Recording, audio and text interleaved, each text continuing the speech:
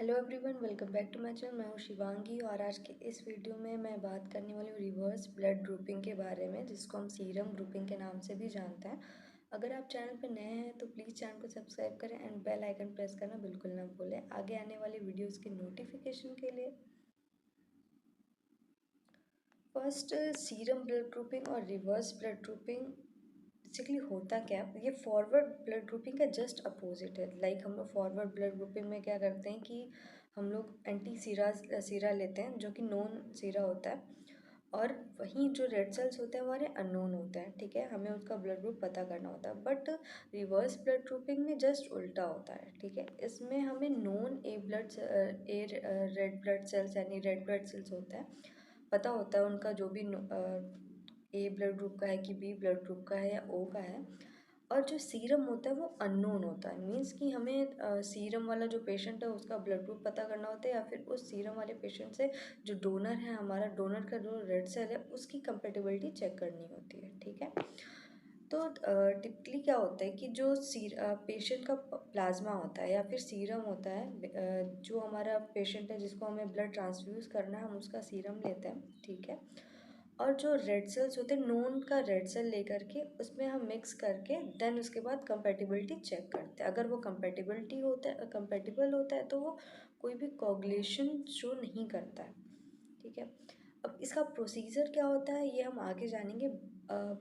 Reverse blood grouping जो होती है हमारी, वो बॉम्बे ब्लड ग्रुपिंग के लिए भी इम्पॉर्टेंट है। यानी बॉम्बे ब्लड ग्रुप जो है उसको रिकॉग्नाइज करने के लिए भी रिवर्स ब्लड ग्रुपिंग इम्पॉर्टेंट होता है। बॉम्बे ब्लड ग्रुप क्या होता है इस बारे में मैंने लास्ट वीडियो में पहले ही बता रखा है, आप वीडियोस सेक्शन में जा कर के चेक कर सकते हैं। फर्स्ट जो प्रोसीजर सबसे पहला है कि जो ब्लड कलेक्शन होता है, यानी कि जिस पेशेंट का हमें चेक करना है कि उसका ब्लड ग्रुप क्या है, कंपेटिबल है कि नहीं, हम ब्लड सैंपल कलेक्ट करते हैं। देन उसके बाद हम सीरम सेपरेट करते हैं। ठीक है, सीरम हम सेंट्रीफ्यूज करके सेपरेट कर लेते हैं। आप सैंपल चाहो तो EDTA में भी ले सकते हो या फिर प्लेन वायल में, क्योंकि हमें ज़रूरत है सीरम की या फिर प्लाज्मा की, तो आप प्लेन या फिर EDTA दोनों में ले सकते हैं। प्रिपरेशन ऑफ रेड सेल, अब हम पहले नोन जो हमारे A B O हैं, A blood group, B blood group और O ब्लड ग्रुप के पर्सन का हम सैंपल कलेक्ट कर लेते हैं। देन उसके बाद रेड सेल सस्पेंशन हम प्रिपेयर करते हैं। Preparation of red cell suspension जो है उसके लिए हमें जो जो मटेरियल की नीड होती है, सबसे पहले हमें चाहिए होता है जो रेड ब्लड सेल्स है। ठीक है, A B O के ब्लड सैंपल्स चाहिए होते हैं। नॉर्मल सलाइन का सोल्यूशन चाहिए होता है हमें। Centrifuge, sterile tuber containers, pipettes, sterile transfer pipettes. ठीक है, सबसे फर्स्ट प्रोसीजर क्या है कि हम सैंपल कलेक्शन के बाद ब्लड को सेंट्रीफ्यूज करते हैं। ठीक है, जो हमारा रेड ब्लड सेल्स है वो क्या होता है कि नीचे आपका सेटल डाउन हो जाता है। ठीक है, फिर remove plasma and buffy coat, जो हम प्लाज्मा और जो हमारा बफी कोट ऊपर हमारा एज अ सुपर नेटेंट आ जाता है, हम उसको रिमूव कर लेते हैं by the help of pipette. ठीक है, तो रेड सेल्स हमारी नीचे रह जाती हैं।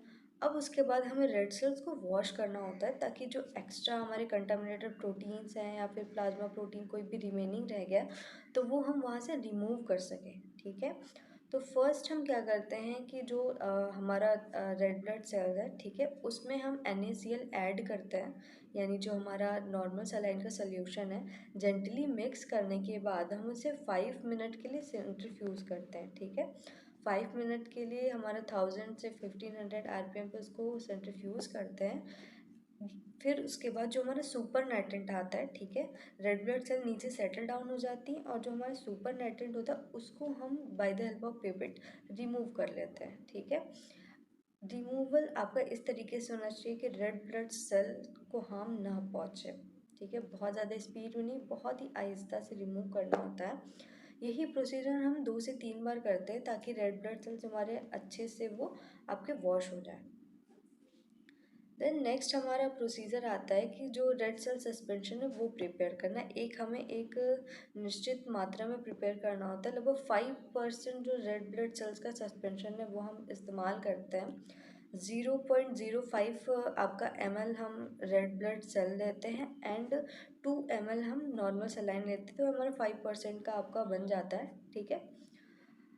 अब हम उसको लेबल करके आप उसको स्टोर कर सकते हैं जब तक हम उसको इस्तेमाल करते रहें। एक तरीके से एप्रोप्रिएट टेम्परेचर पे 2 to 6 डिग्री सेल्सियस पे हम रेड सेल सस्पेंशन को मार्क भी पहले फर्स्ट मार्क करते हैं, ठीक है। वो ए रेड सेल्स हैं, बी रेड सेल्स हैं या ओ के रेड सेल्स हैं, ठीक है।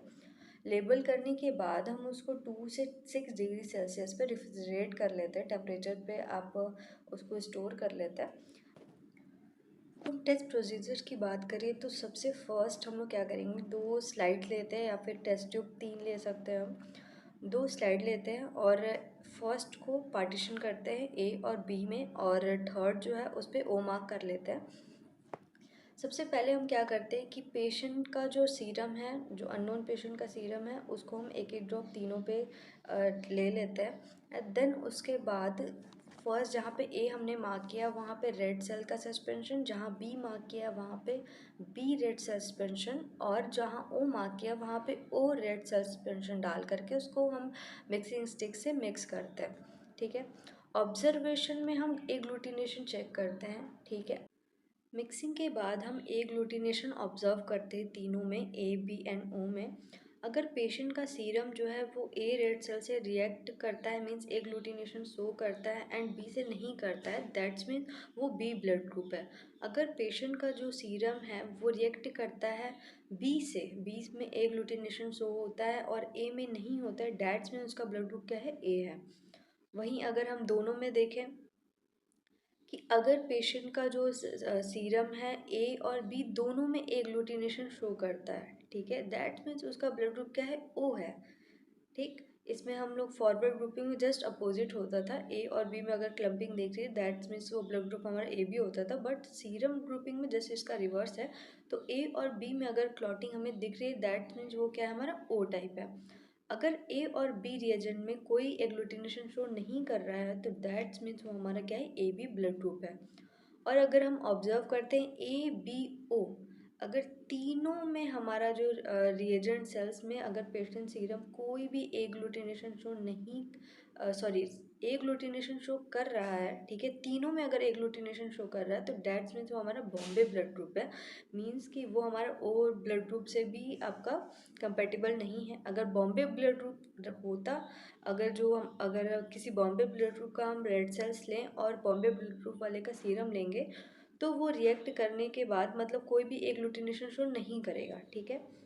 जैसे कि हम लोग सीरम ग्रुपिंग और सेल ग्रुपिंग दोनों का चार्ट मैंने यहाँ पे ले रखा है, ठीक है।